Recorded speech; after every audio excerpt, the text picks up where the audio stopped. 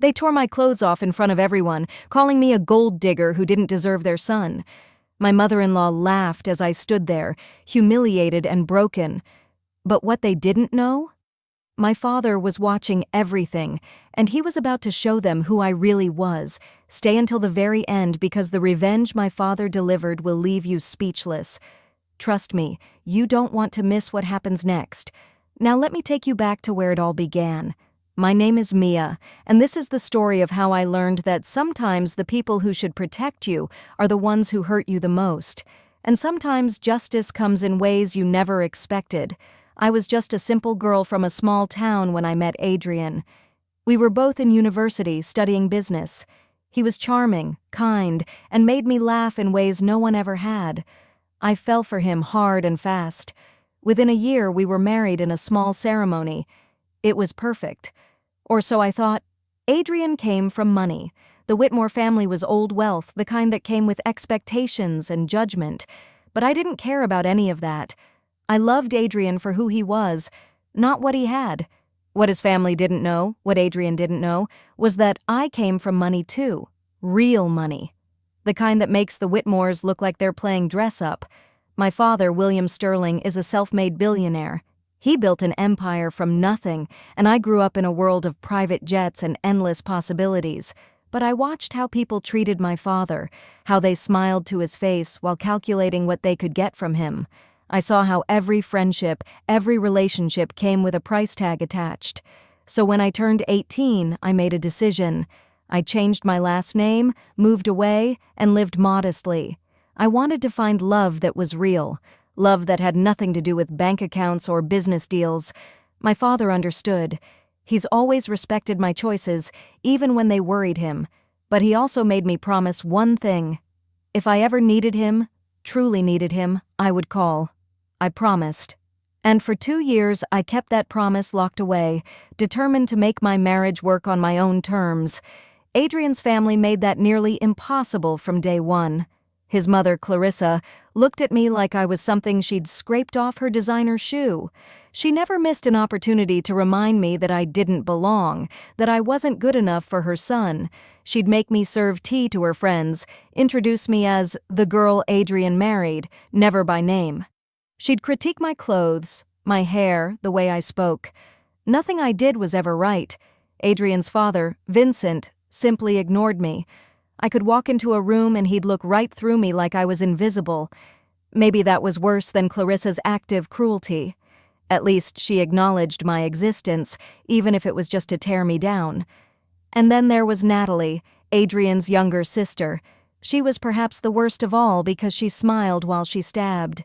She'd compliment my dress, then whisper to her friends that it looked cheap. She'd invite me to lunch, then spend the whole time talking about how Adrian could have married anyone, how many beautiful, wealthy girls had wanted him. The constant message was clear. I was lucky to be there, and I should be grateful they even tolerated me. But I tried. God, I tried so hard. I thought if I was patient enough, kind enough, eventually they'd see me for who I was. I thought love would be enough. Adrian would tell me not to worry about it, that his family would come around, but he never stood up for me. Not once. He'd just tell me to try harder, to understand that this was how they were. 2 years passed like this. 2 years of swallowing my pride, of accepting disrespect, of pretending that everything was fine. And then came our second anniversary. Clarissa insisted on throwing us an anniversary party. Not for us, of course, for her. To show off to her society friends, to prove that her son had the perfect life, even if his wife was, in her words, unfortunate. I wanted to say no, but Adrian convinced me. Maybe this is her way of accepting you, he said. I should have known better. The party was at the Whitmore estate, and Clarissa had spared no expense. When I arrived that evening, I couldn't believe what I was seeing. Crystal chandeliers hung everywhere, each one probably worth more than most people's houses. A live orchestra played classical music in the corner. Champagne fountains bubbled with expensive bottles I couldn't even pronounce. There were ice sculptures, towers of imported flowers, and a red carpet leading to the entrance where photographers waited. Over 200 people were invited, not friends, not family, but business tycoons, celebrities, politicians, anyone who mattered in high society. Women dripped in diamonds and designer gowns that cost more than cars. Men wore custom suits and watches that could fund a child's college education. Luxury cars lined up for miles, being handled by a team of valets. And there I was, in my simple cream-colored dress that I'd bought on sale. I'd thought it was pretty when I picked it out. Now, standing among all this excess, I felt like a fool. I could feel their eyes on me, hear the whispers. That's her? That's what Adrian settled for? Poor thing, she looks so out of place. Clarissa found me within minutes, her smile sharp as glass. "Oh, Mia, you came. How quaint you look." Natalie giggled beside her, radiant in a silver gown that probably cost more than I'd spent on clothes in my entire life. "We're so glad you could make it to your own party," she said sweetly, the insult buried in fake kindness.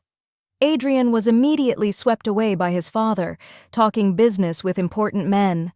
I stood alone, trying to make myself invisible, counting the hours until this nightmare would end. I had no idea that it was about to get so much worse. The party was in full swing when it happened. The orchestra had just finished a song, and Clarissa took the microphone for a toast. She was thanking everyone for coming, saying something about family and love that made me want to laugh at the irony. And then her expression changed. Her hand flew to her neck. "My necklace," she gasped. "My pink diamond necklace. It's gone." The room went silent.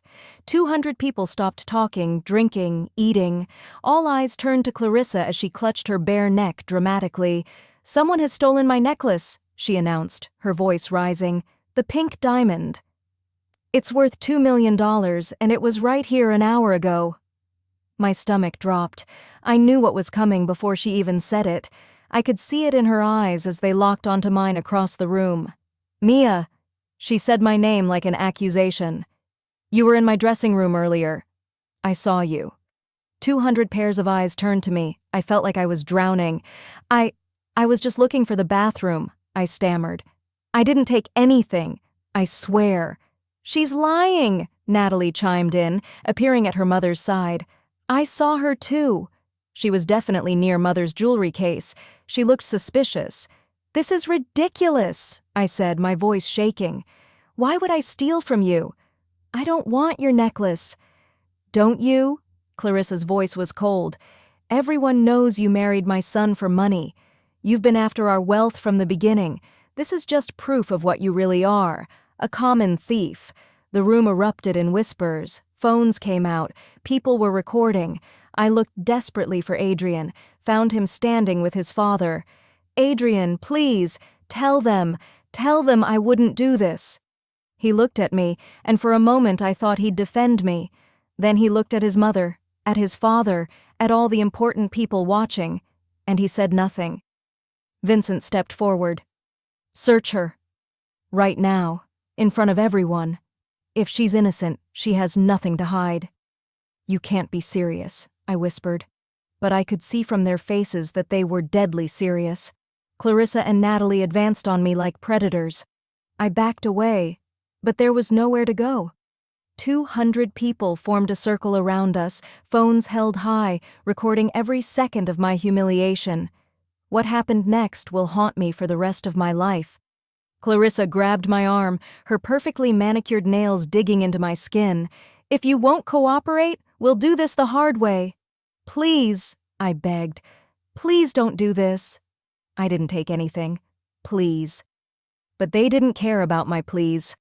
Natalie grabbed my other arm, and together they started pulling at my dress.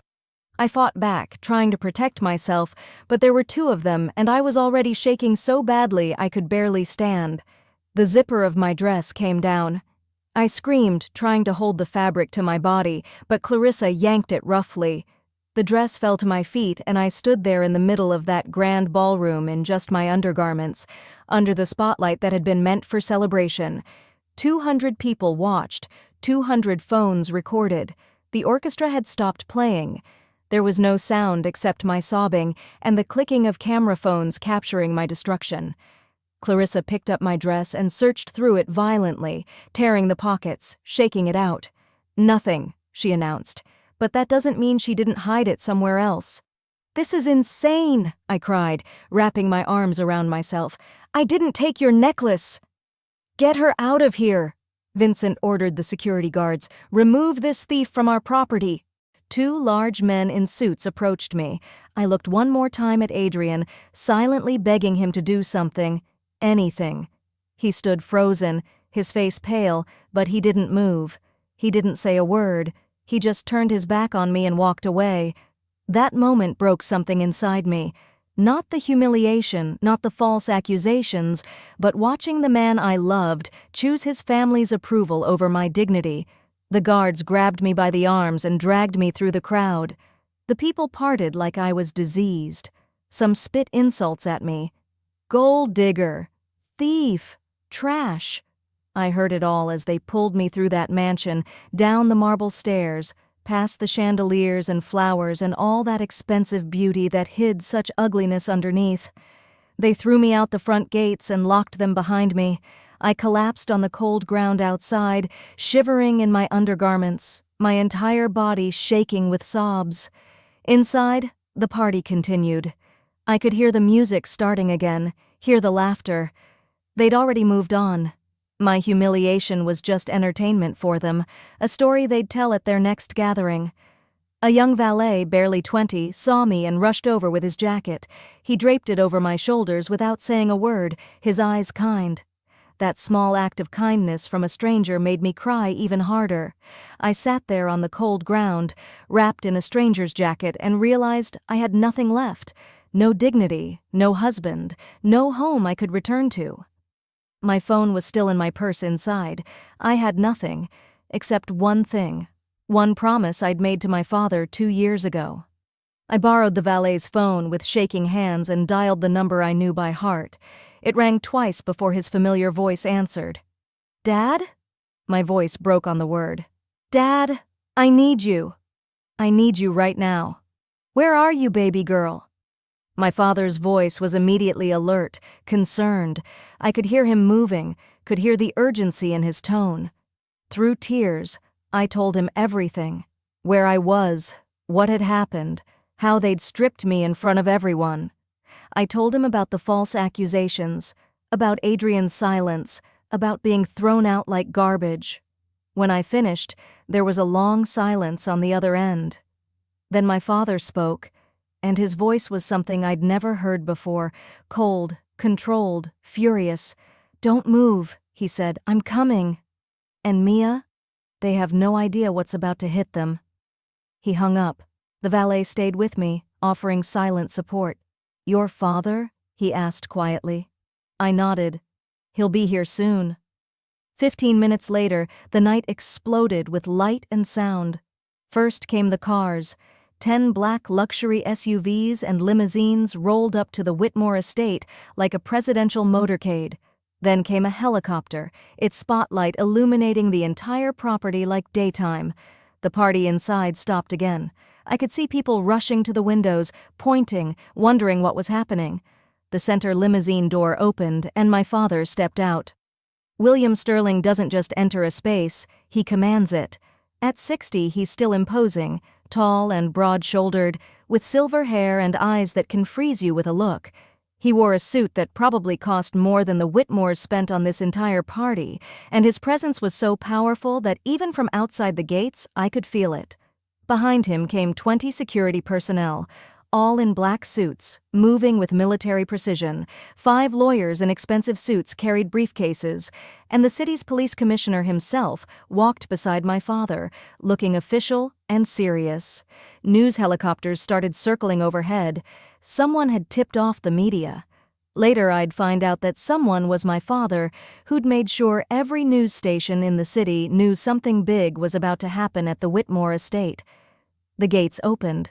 The guards who'd thrown me out now stepped back, recognizing power when they saw it. My father walked straight to me, and the cold fury in his eyes melted into concern as he looked at me sitting there, still in my undergarments and the borrowed jacket. He took off his $50,000 coat and wrapped it around me himself, then lifted me to my feet. "I'm here now, baby girl," he said softly. Then he turned to face the mansion, and his voice carried like thunder. "Which one of you touched my daughter?" Inside the mansion, through the open doors, I could see the party had become chaos. Everyone was trying to see what was happening. Clarissa appeared at the entrance, Vincent beside her, both looking confused and annoyed at the interruption. "What is the meaning of this?" Vincent demanded. "This is a private party." "You're trespassing." My father smiled. It wasn't a nice smile. "Am I? Let's go inside and discuss that, shall we? I think your guests will want to hear what I have to say." He walked forward, and the crowd parted before him like water. I walked beside him, wrapped in his coat, feeling safer than I had in 2 years. His security fanned out around us. The lawyers followed. The police commissioner stayed close. We walked through that mansion like we owned it, because, as it turned out, we did. My father took the microphone from a stunned Clarissa. 200 wealthy, powerful people stared at him, trying to figure out who he was. Some of the older ones were starting to recognize him. I could see the realization dawning on their faces. "Good evening," my father said, his voice calm and controlled. "Let me introduce myself properly. My name is William Sterling. Perhaps some of you have heard of me? Sterling Global Empire? 50 billion in assets? Yes, I can see some of you recognize the name now." The room erupted in whispers. Everyone knew Sterling Global. It was one of the largest conglomerates in the world, with holdings in everything from technology to real estate to banking. "This woman you just humiliated," my father continued, pulling me close to his side. "This woman you stripped and degraded in front of 200 people, this woman you called a thief and a gold digger, she's my daughter, my only child, my heir." The gasps were audible. Clarissa's face went white. Vincent looked like he might faint. Adrian stood frozen in the crowd, his mouth open in shock. "Mia came from more wealth than any of you will ever see," my father said, "but she wanted something money can't buy. She wanted to be loved for who she is, not what she has. So she changed her name, lived modestly, and found herself a man she thought would cherish her. Instead, she found you people." He snapped his fingers, and the large screens that had been showing happy photos of Adrian and me flickered to life with new content. Family photos appeared, me as a child on a yacht, me at our estate, me at charity galas standing beside my father, official documents showing my real identity, birth certificates, trust fund papers, everything proving exactly who I was. The crowd was silent now, watching the evidence of my real life play out on screen. I could see people's expressions changing from curiosity to shock to horror as they realized what they'd witnessed tonight. They'd just watched a billionaire's daughter be stripped and humiliated, and they'd recorded it, laughed at it, participated in it. "Now," my father said, his voice dropping to something cold and dangerous, "let's talk about what happens next." My father turned to his security team. "Show them," he ordered. The screens changed again. This time, they showed security footage from inside the mansion. I didn't know where these cameras had come from, but later I'd learn my father had them installed months ago. He'd been watching, waiting, protecting me from afar, even when I didn't know it. The first video showed Natalie entering Clarissa's dressing room hours before the party started. She looked around nervously, then went straight to her mother's jewelry box. Her own mother's jewelry box. She opened it, pulled out the pink diamond necklace, and slipped it into her purse. The second video showed her in the garden, hiding the necklace under a rosebush. The third video was the most damning. It showed Clarissa and Natalie together in a private room, talking. The audio was crystal clear. "Are you sure about this?" Natalie's voice came through the speakers. "Positive," Clarissa responded. "We'll accuse her of stealing the necklace. Search her in front of everyone, humiliate her so badly that Adrian will have no choice but to divorce her. We'll finally be rid of that little leech." 200 people watched in absolute silence as the conspiracy unfolded on screen. They watched Natalie steal the necklace. They watched the two women plot my destruction. They watched everything. When the videos ended, my father turned to face Clarissa and Natalie. "Would you like to explain this?" he asked quietly. Natalie crumpled to the floor, sobbing. "I'm sorry. I'm so sorry. It was Mother's idea." "You lying little—" Clarissa started, then stopped as she realized everyone was staring at her. The phones that had recorded my humiliation were now recording hers. The news helicopters outside were broadcasting this to the entire city. In a matter of hours, this would be international news. "Mr. Sterling," Vincent stepped forward, trying to salvage something. "Perhaps we can discuss this privately. I'm sure we can reach some arrangement." "Arrangement?" My father's laugh was cold. "Oh, Vincent, we're way past arrangements. You see, when Mia married your son, I did what any good father would do. I investigated your family, your business, your assets, and I found something very interesting." He nodded to his lawyers, who began pulling up documents on the screens. "The Whitmore estate? This beautiful mansion we're standing in? It's mortgaged through Sterling Bank. I bought that mortgage 6 months ago. You're living in my property." Vincent's face went gray. "Whitmore Enterprises? Your company, Vincent? I've been quietly buying up shares through various shell companies. As of today, I own 68%. I'm the majority shareholder. You work for me now." The screens showed stock certificates, purchase agreements, all bearing my father's signature. "Your family trust fund, Clarissa? The one you use to fund your shopping trips and parties? It's managed by Sterling Financial Services. I froze it 10 minutes ago." Clarissa made a strangled sound. "And Natalie." My father turned to her, still crying on the floor. "Those lovely boutiques you're so proud of? They're built on properties owned by Sterling Real Estate Holdings. Your leases are terminated, effective at midnight tonight." "This can't be legal," Vincent shouted. "You can't just—" "I can, and I did," my father interrupted. "Everything by the book, all legal, all documented. You see, gentlemen, I didn't build a $50 billion empire by being stupid. I built it by being thorough. When you threaten what I love, I don't get angry. I get systematic." He turned to face the crowd, addressing all 200 people who'd watched my humiliation. "Let this be a lesson to everyone here. That woman you laughed at, that woman you called a gold digger, she has more wealth, more class, and more integrity than all of you combined. She chose to live modestly to find real love. Instead, she found you people, snakes in expensive clothes." The room was deathly silent. The Whitmore family has lost everything tonight. Their home, their business, their wealth, their reputation. And it's all their own fault. They could have treated my daughter with basic human decency. Instead, they chose cruelty.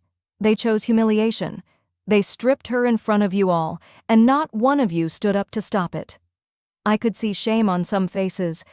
Others looked away, unable to meet his eyes. My father gestured to the police commissioner. "Now, unless you want me to press charges for assault, theft, conspiracy, and fraud, I suggest the Whitmore family start packing.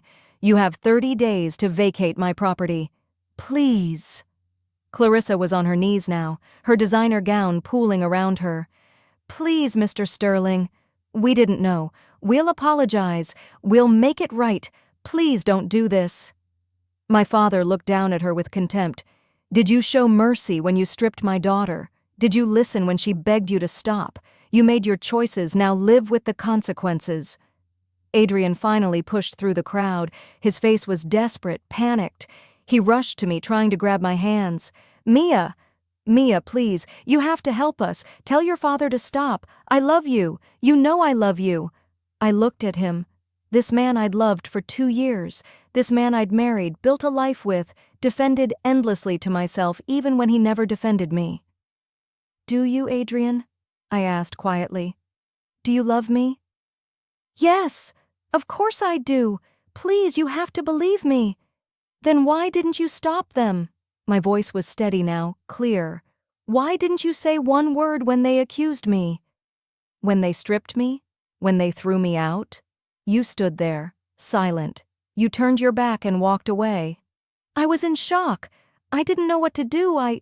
"You knew exactly what to do," I interrupted. "You chose. You chose them over me. You chose their approval over my dignity. You chose to be a coward." "Mia, please." "I'm filing for divorce," I said. The words came out easier than I expected. Tomorrow. And I'm taking nothing from you, Adrian. No money, no property, nothing. Because I never needed your wealth. I just needed you to stand beside me. And you couldn't even do that. You can't mean that. We can work through this. The saddest part, I continued, isn't what your family did to me. It's that you let them.